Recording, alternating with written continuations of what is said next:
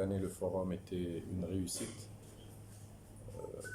En plus des éditions précédentes, cette année, on a choisi comme thématique les partenariats innovants, synergie de croissance. On reçoit concomitamment au forum l'Assemblée générale de la conférence consulaire des chambres francophones et africaines.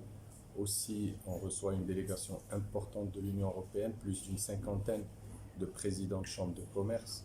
Donc, ceci a situé ce forum dans l'agenda international des opérateurs économiques et institutionnels. Aujourd'hui, nous sommes fiers de cet événement. Cet événement est la plateforme privilégiée de dialogue, d'échange entre le gouvernement et les institutions et les opérateurs économiques. On est en quête de partenariats innovants, société civile, universités, secteur privé et institutions pour améliorer l'attractivité de la région, améliorer la compétitivité de l'entreprise de la région.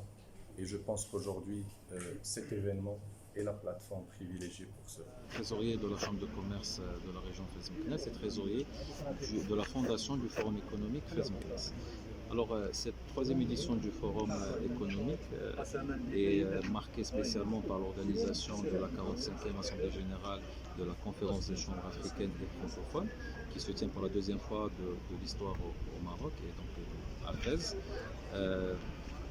La particularité de cette Assemblée générale, c'est qu'on reçoit 41 présidents de chambres étrangères, donc 41 présidents de chambres, donc c'est des représentants d'acteurs économiques étrangers, que ce soit européens ou africains. C'est une occasion inouïe pour la région Fès-Meknès de faire sa promotion, de faire la promotion de ses potentialités, des compétences régionales, des compétences locales. Donc, mis à part les objectifs du forum qui sont de débattre des sujets importants qui cette année on est en train de débattre des partenariats innovants à la suite du sujet de l'année dernière qui était les nouveaux modèles de développement. Nous allons donc dans ce sens signer certaines conventions, particulièrement une convention qui consiste à créer l'école du numérique au niveau qui sera parrainée par la Chambre de commerce Fès-Meknès, qui est la première au niveau national. Il y a aussi des conventions de partenariat avec des chambres étrangères, notamment la chambre de la ville de Malaga,